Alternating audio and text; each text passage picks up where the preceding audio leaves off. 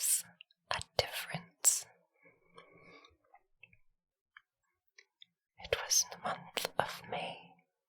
The wind was still cold, but spring had come, so the trees and the bushes, the fields and the meadows, everywhere flowers were budding into blossom.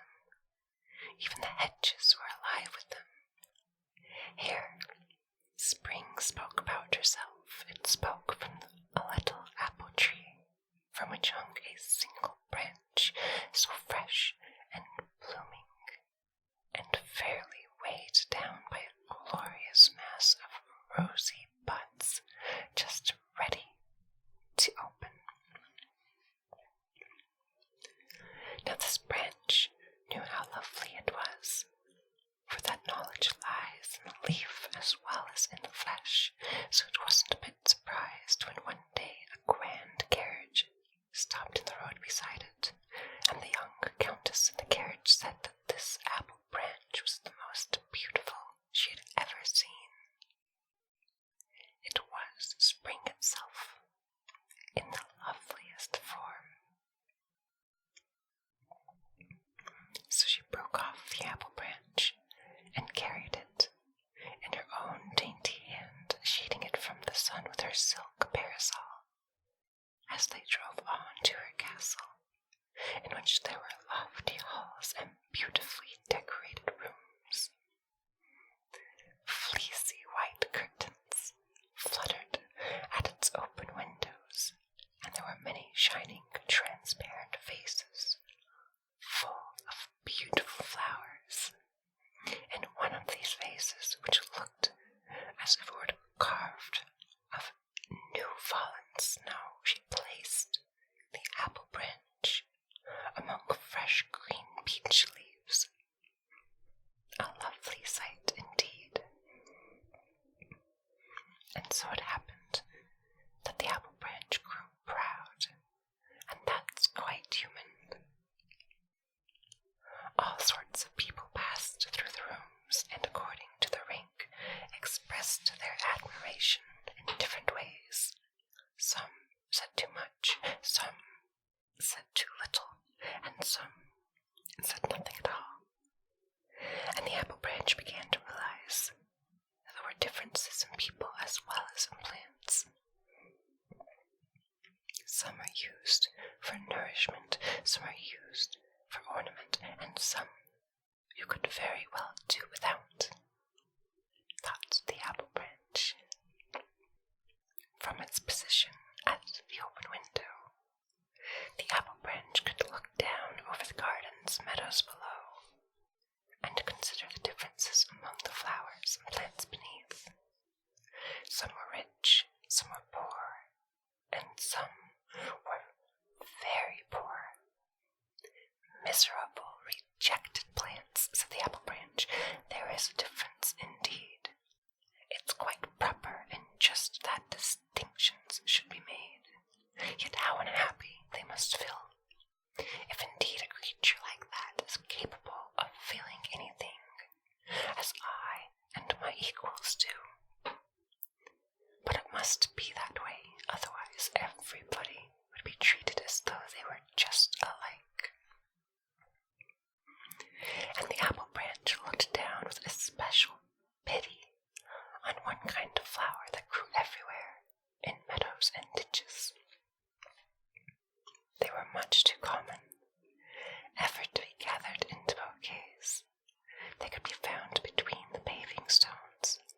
They shot up like the rankest and most worthless weeds.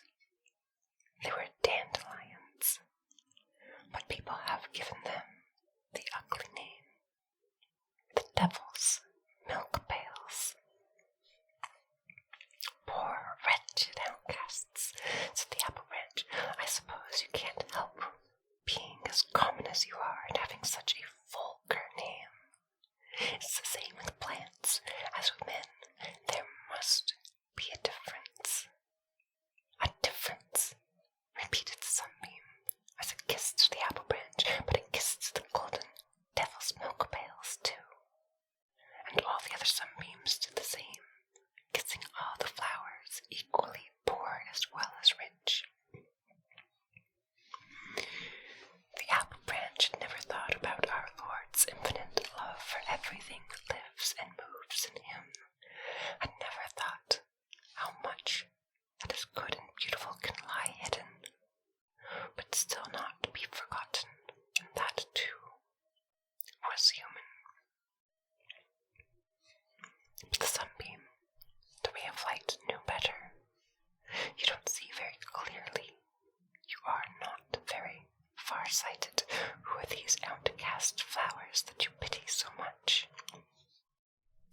devil's milk pails down there," replied the apple branch. "Nobody ever ties them up in bouquets. They're trodden underfoot because there are too many of them, and when they go to seed, they fly about along the road like little bits of wool and hang on people's clothes. They're just weeds. I suppose there must be weeds too, but I'm certainly happy and grateful that I'm not like one of them." Now a whole flock of children ran out into the meadow to play. The youngest of them was so tiny that he had to be carried by the others. When they set him down in the grass among the golden blossoms, he laughed and crackled with joy, kissed its little legs, rolled over, and plucked only the yellow dandelions. These he kissed in innocent delight. The bigger children broke off the flowers of the dandelions and joined the hollow stalks link by link into chains. First, they would make one for a necklace, then a longer one to hang across the shoulders and around the waist, and finally one to go around their heads. It was a beautiful wreath of splendid green links and chains. But the biggest of the children carefully gathered the stalks that had gone to seed. Those loose, aerial, woolly blossoms, those wonderfully perfect balls of dainty white plumes, and held them by their lips, trying to blow away all the white feathers with one breath.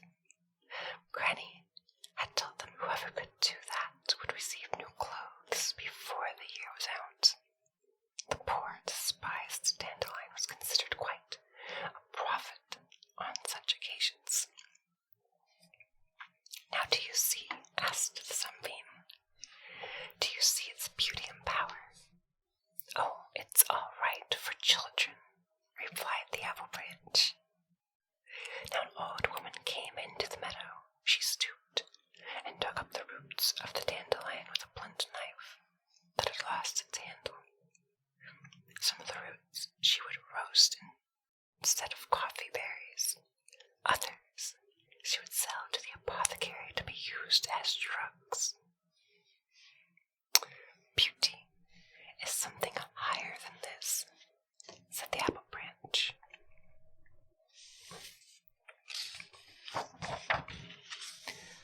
"Only the chosen few can really be allowed into the kingdom of the beautiful. There's as much difference between plants as between men."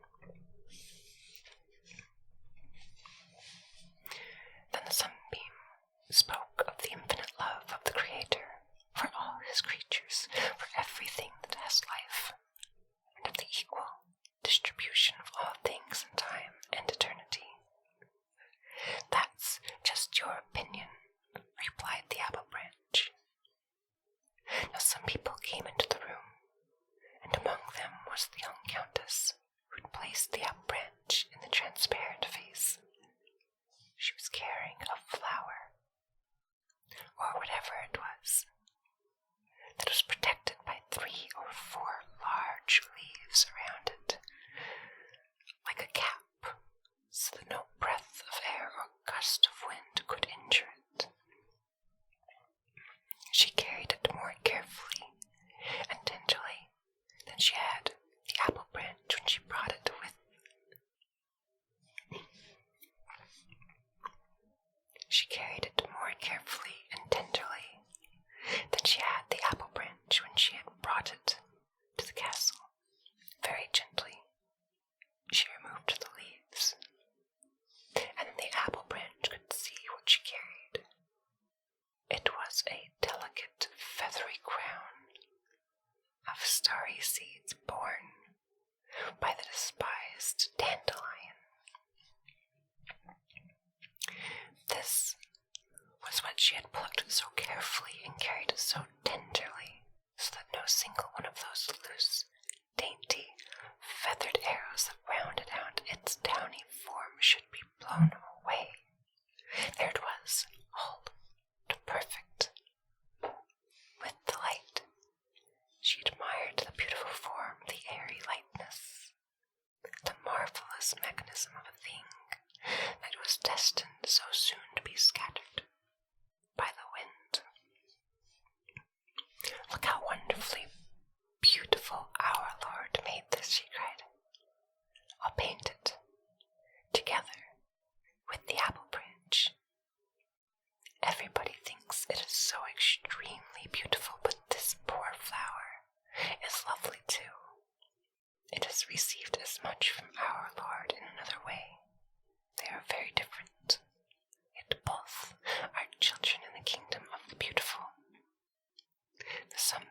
kissed the poor dandelion, and then kissed the blooming apple branch, whose petals seemed to blush a deeper red.